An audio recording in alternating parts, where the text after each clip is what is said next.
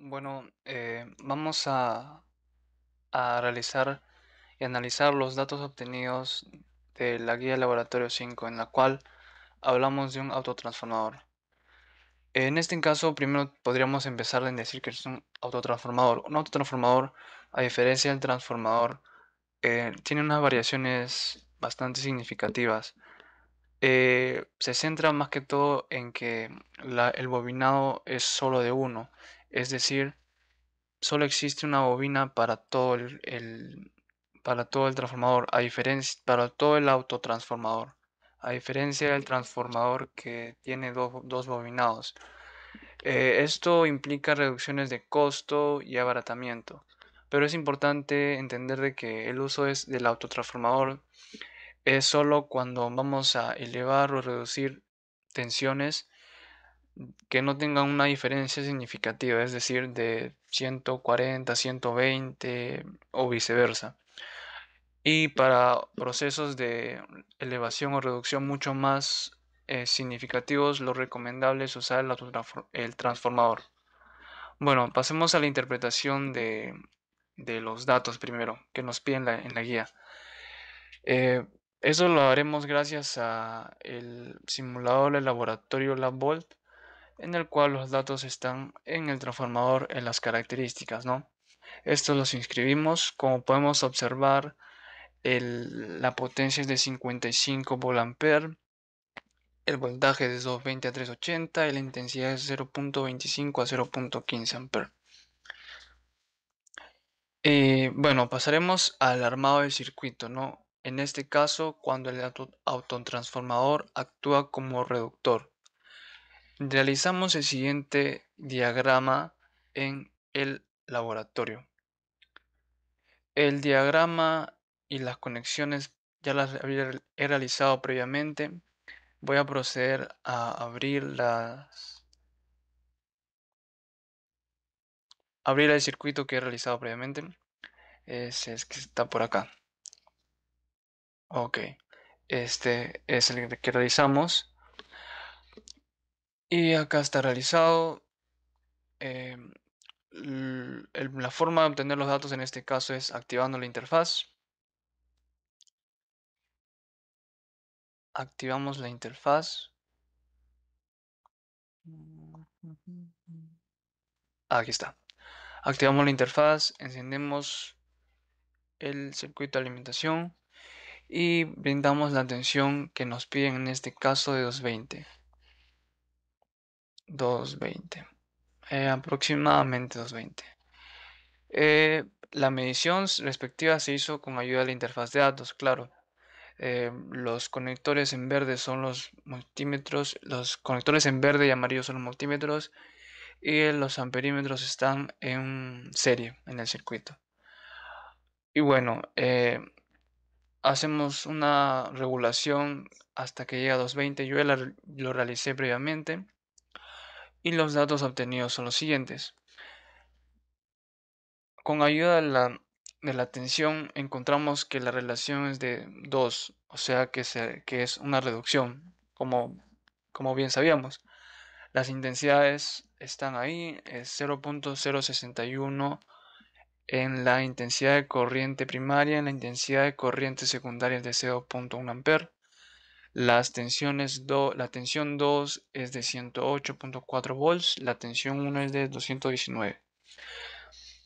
Luego procederemos a encontrar las potencias en el primario y en el secundario. En este caso, yo lo transcribí de la interfaz de datos, pero también se puede realizar el cálculo por la intensidad y la tensión. La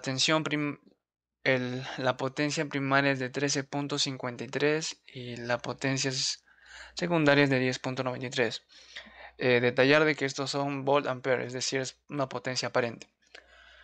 Y con eso con esos datos encontramos la potencia electromagnética, es decir, la potencia que surge del bobinado, ¿no?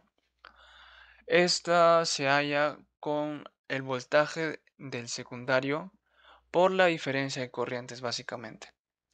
Y esos son los datos. Como podemos observar, Nos plantean una pregunta de que si son iguales estas dos potencias del primario y secundario, y no lo son. Hay una diferencia que es de 2.6 volt aproximadamente. Esto puede ser una pérdida que se haya presentado en forma de calor. Sabemos que no existe ningún tipo de máquina eléctrica que tenga un 100% de efectividad, a pesar de que las máquinas eléctricas son las que tienen un mayor porcentaje de eficiencia. No existe como tal un 100%. Y esta pérdida pudo haberse presentado en un caso real, obviamente, en forma de calor. Ahora en el siguiente circuito y el último es el de actuar el autotransformador como un elevador. En este caso, eh, observamos que está actuando como un elevador y que la resistencia que tenemos que representa la carga es de 2200, que previamente era de 1100 en el anterior circuito.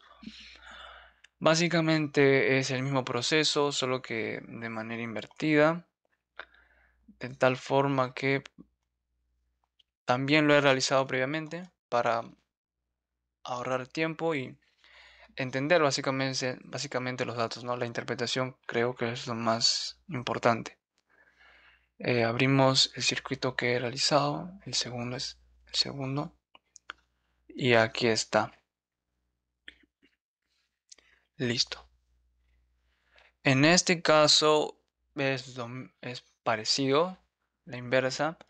Los cables de turquesa son los multímetros y los amperímetros están en serie con el circuito.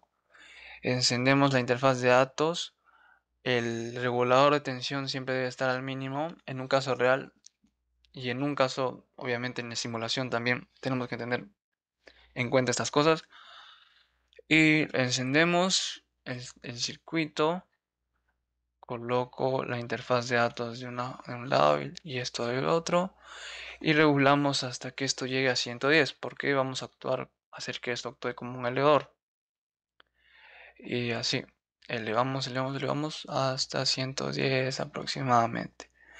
Este proceso ya lo realicé previamente y los datos son los que están plasmados en la guía del laboratorio y es esta. La relación de transformación que obtuve es de 0.5. Esta es la división entre los voltajes, ¿no? Las intensidades son de 0.224 A en el primario y de 0.101 A en el secundario. Eh, Luego obtuvimos el cálculo de la potencia aparente, que en este caso yo probé y hice los cálculos de manera a mano y fueron bastante parecidos a los que me proporcionaba la interfaz. Tenemos la potencia aparente en el primario es de 24.67 VA, en el secundario de 21.74 VA y la potencia electromagnética es de 26.3. En este caso, antes de hacer una consulta que le hice al profesor, me había salido negativo, pero sucede que la fórmula en tal caso es diferente cuando actúa para un reductor que para un elevador. Pero básicamente las intensidades que se multiplican, que se restan, disculpen, que se restan simplemente es entre el mayor y el menor. Luego me plantea la pregunta, la guía de si las potencias aparentes son iguales y no son iguales, son diferentes. Y muy parecido a lo que sucedió en el anterior esquema, eh, hay alrededor de 3 volt que están perdiéndose, es la ineficiencia básicamente, que puede ser en forma de calor de igual forma. Las máquinas eléctricas no son 100% perfectas, pero son mucho más eficientes que máquinas mecánicas e hidráulicas. Eso sería todo respecto a esta guía del laboratorio. Gracias.